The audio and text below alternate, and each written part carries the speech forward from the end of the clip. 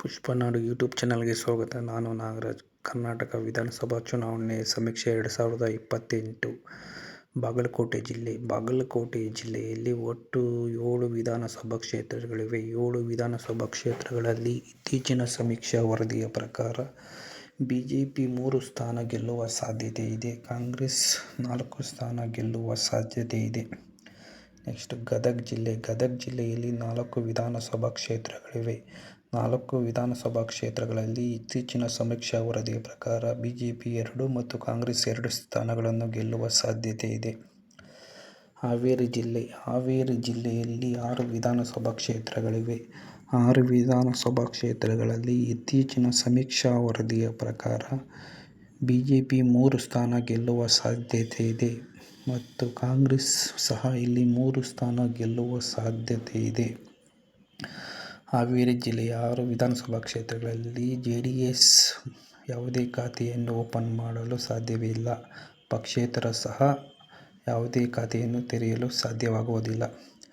ದಾವಣಗೆರೆ ಜಿಲ್ಲೆಯಲ್ಲಿ 7 ವಿಧಾನಸಭಾ ಕ್ಷೇತ್ರಗಳಿವೆ. 7 ವಿಧಾನಸಭಾ ಕ್ಷೇತ್ರಗಳಲ್ಲಿ ಬಿಜೆಪಿ 3 ಸ್ಥಾನ ಗೆದ್ದರೆ ಕಾಂಗ್ರೆಸ್ 3 ಸ್ಥಾನ ಗೆಲ್ಲುವ ಸಾಧ್ಯತೆ ಇದೆ.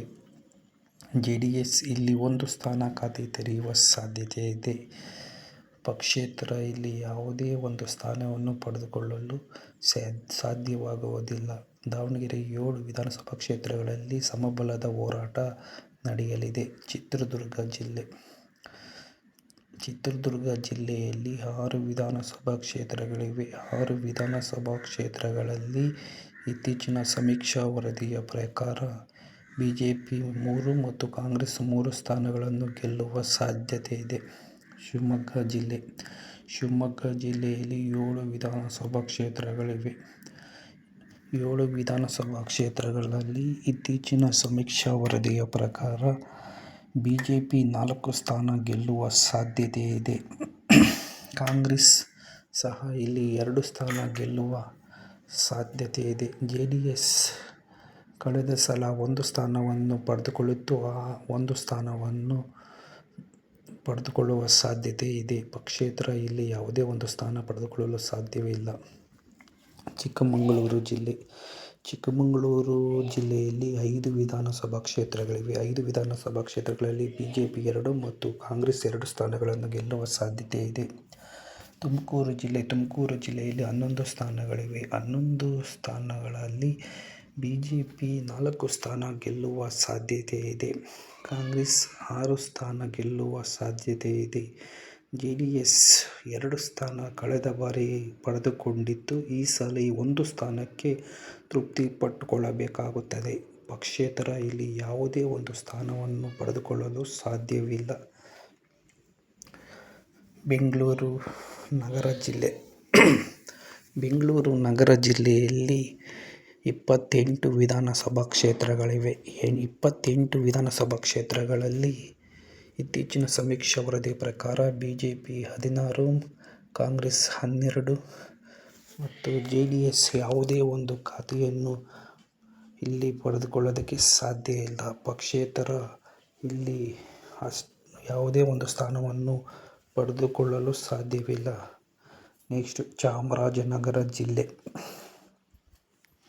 ಚಾಮರಾಜನಗರ ಜಿಲ್ಲೆಯಲ್ಲಿ ಒಟ್ಟು 4 ವಿಧಾನಸಭಾ ಕ್ಷೇತ್ರಗಳಿವೆ. ಇತ್ತೀಚಿನ ಸಮೀಕ್ಷಾ ವರದಿಯ ಪ್ರಕಾರ 4 ವಿಧಾನಸಭಾ ಕ್ಷೇತ್ರಗಳಲ್ಲಿ ಬಿಜೆಪಿ 0, ಕಾಂಗ್ರೆಸ್ 3 ಮತ್ತು ಜೆಡಿಎಸ್ 1 ಸ್ಥಾನ ಗೆಲ್ಲುವ ಸಾಧ್ಯತೆ ಇದೆ. ಹಾಸನ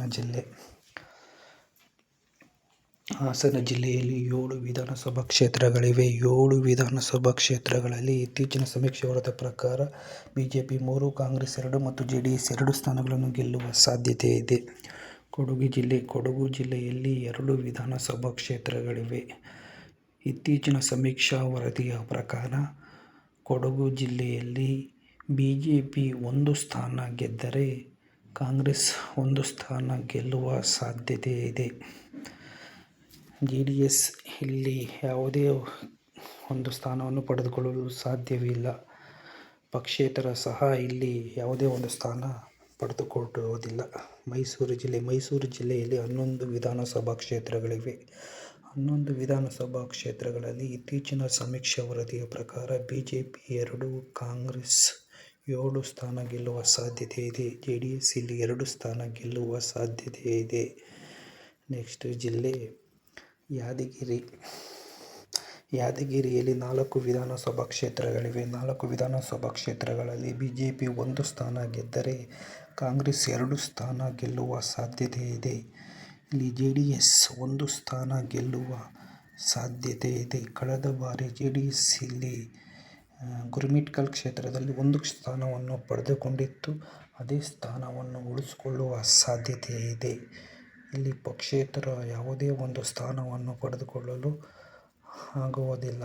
ಯಾದಗಿರಿ 4 ವಿಧಾನಸಭಾ ಕ್ಷೇತ್ರಗಳಲ್ಲಿ ಬಿಜೆಪಿ 1, ಕಾಂಗ್ರೆಸ್ 2 ಮತ್ತು ಜೆಡಿಎಸ್ 1 ಸ್ಥಾನ ಗೆಲ್ಲುವ ಸಾಧ್ಯತೆ ಇದೆ. ಇಲ್ಲಿ ಪಕ್ಷೇತರ ಯಾವುದೇ ಒಂದು ಸ್ಥಾನವನ್ನು ಪಡೆದುಕೊಳ್ಳಲು ಆಗುವುದಿಲ್ಲ. ನೆಕ್ಸ್ಟ್ ಜಿಲ್ಲೆ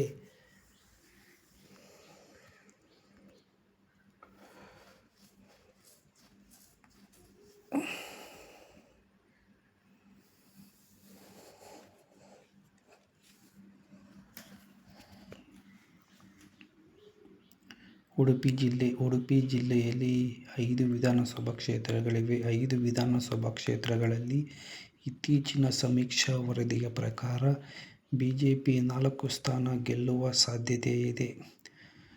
ಕಾಂಗ್ರೆಸ್ 1 ಸ್ಥಾನವನ್ನು ಗೆಲ್ಲುವ ಸಾಧ್ಯತೆ ಇದೆ. ಇಲ್ಲಿ ಜೆಡಿಎಸ್ ಯಾವುದೇ ಒಂದು ಸ್ಥಾನವನ್ನು ಗೆಲ್ಲಲಿಕ್ಕೆ ಸಾಧ್ಯವಿಲ್ಲ. ಪಕ್ಷೇತರ ಇಲ್ಲಿ ಯಾವುದೇ ಸ್ಥಾನವನ್ನು ಪಡೆದುಕೊಳ್ಳುವುದಿಲ್ಲ.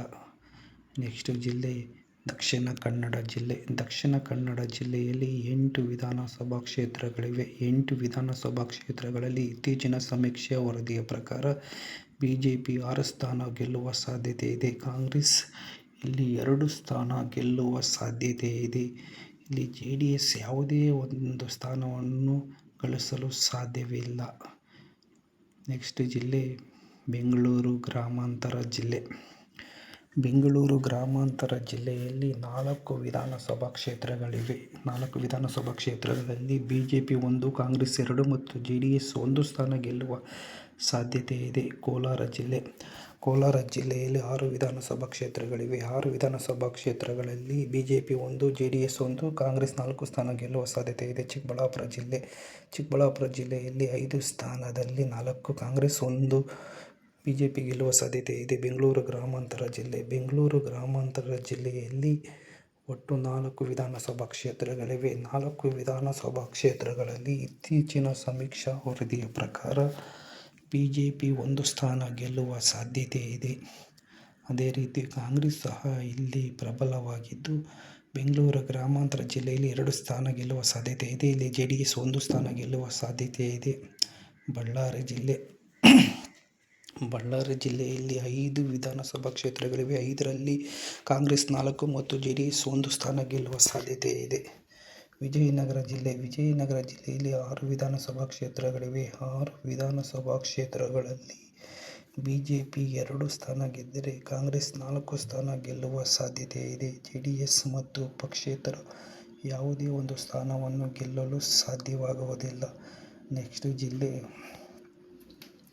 ಕೊಪ್ಪಳ ಜಿಲ್ಲೆ. ಕೊಪ್ಪಳ ಜಿಲ್ಲೆಯಲ್ಲಿ 5 ವಿಧಾನಸಭಾ ಕ್ಷೇತ್ರಗಳಿವೆ. 5 ವಿಧಾನಸಭಾ ಕ್ಷೇತ್ರಗಳಲ್ಲಿ ಬಿಜೆಪಿ 2 ಮತ್ತು ಕಾಂಗ್ರೆಸ್ 3 ಕ್ಷೇತ್ರಗಳಲ್ಲಿ ಗೆಲ್ಲುವ ಸಾಧ್ಯತೆ ಇದೆ. ರಾಯಚೂರು ಜಿಲ್ಲೆ. ರಾಯಚೂರು ವಿಧಾನಸಭಾ ಕ್ಷೇತ್ರದಲ್ಲಿ ಇಲ್ಲಿ ಬಿಜೆಪಿ 4 ಸ್ಥಾನ ಗೆದ್ದರೆ ಕಾಂಗ್ರೆಸ್ 2 ಸ್ಥಾನ ಗೆಲ್ಲುವ ಸಾಧ್ಯತೆ ಇದೆ. ಜೆಡಿಎಸ್ 1 ಮತ್ತು ಪಕ್ಷೇತರ ಯಾವುದೇ ಸ್ಥಾನವನ್ನು ಗೆಲ್ಲಲು ಸಾಧ್ಯವಾಗುವುದಿಲ್ಲ. ನೆಕ್ಸ್ಟ್ ಜಿಲ್ಲೆ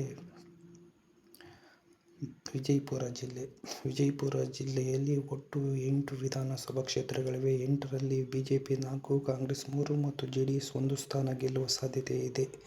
ಬೀದರ್ ಜಿಲ್ಲೆ. ಬೀದರ್ ಜಿಲ್ಲೆಯಲ್ಲಿ 6 ವಿಧಾನಸಭಾ ಕ್ಷೇತ್ರಗಳಿವೆ. 6 ವಿಧಾನಸಭಾ ಕ್ಷೇತ್ರಗಳಲ್ಲಿ ಇತ್ತೀಚಿನ ಸಮೀಕ್ಷಾ ವರದಿಯ ಪ್ರಕಾರ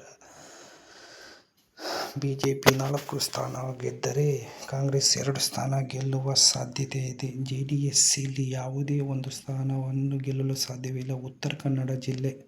ಉತ್ತರ ಕನ್ನಡ ಜಿಲ್ಲೆಯಲ್ಲಿ 6 ವಿಧಾನಸಭಾ ಕ್ಷೇತ್ರಗಳಿವೆ. 6 ವಿಧಾನಸಭಾ ಕ್ಷೇತ್ರಗಳಲ್ಲಿ ಇತ್ತೀಚಿನ ಸಮೀಕ್ಷೆಯ ಪ್ರಕಾರ ಬಿಜೆಪಿ 3, ಕಾಂಗ್ರೆಸ್ 2 ಮತ್ತು ಜೆಡಿಎಸ್ 1 ಸ್ಥಾನ ಗೆಲ್ಲುವ ಸಾಧ್ಯತೆ ಇದೆ.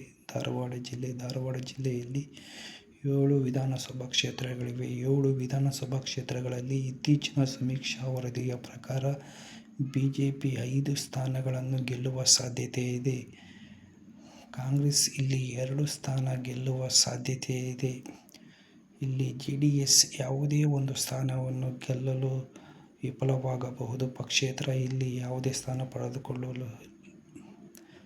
ಗುಲ್ಬರ್ಗ ಜಿಲ್ಲೆಯಲ್ಲಿ 9 ವಿಧಾನಸಭಾ ಕ್ಷೇತ್ರಗಳಿವೆ. 9 ವಿಧಾನಸಭಾ ಕ್ಷೇತ್ರಗಳಲ್ಲಿ ಇತ್ತೀಚಿನ ಸಮೀಕ್ಷಾ ವರದಿಯ ಪ್ರಕಾರ ಬಿಜೆಪಿ 3 ಮತ್ತು ಕಾಂಗ್ರೆಸ್ 6 ಕ್ಷೇತ್ರಗಳನ್ನು ಗೆಲ್ಲುವ ಸಾಧ್ಯತೆ ಇದೆ. ಜೆಡಿಎಸ್ ಮತ್ತು ಪಕ್ಷೇತರ ಇಲ್ಲಿ ಯಾವುದೇ ಸ್ಥಾನವನ್ನು ಪಡೆದುಕೊಳ್ಳಲು ಸಾಧ್ಯವಾಗುವುದಿಲ್ಲ. ರಾಮನಗರ ಜಿಲ್ಲೆಯಲ್ಲಿ ಬಿಜೆಪಿ 1, ಕಾಂಗ್ರೆಸ್ 2 ಮತ್ತು ಜೆಡಿಎಸ್ 1 ಸ್ಥಾನ ಗೆಲ್ಲುವ ಸಾಧ್ಯತೆ ಇದೆ. ಇಲ್ಲಿ ಪಕ್ಷೇತರ ಯಾವುದೇ ಒಂದು ಸ್ಥಾನವನ್ನು ಪಡೆದುಕೊಳ್ಳಲು ಸಾಧ್ಯವಾಗುವುದಿಲ್ಲ. ರಾಮನಗರ ಜಿಲ್ಲೆಯ ಒಟ್ಟು 4 ವಿಧಾನಸಭಾ ಕ್ಷೇತ್ರಗಳಲ್ಲಿ ಬಿಜೆಪಿ 1, ಕಾಂಗ್ರೆಸ್ 2, ಜೆಡಿಎಸ್ 1 ಮತ್ತು ಪಕ್ಷೇತರ ಯಾವುದೇ ಒಂದು ಸ್ಥಾನವನ್ನು ಪಡೆದುಕೊಳ್ಳುವುದಿಲ್ಲ.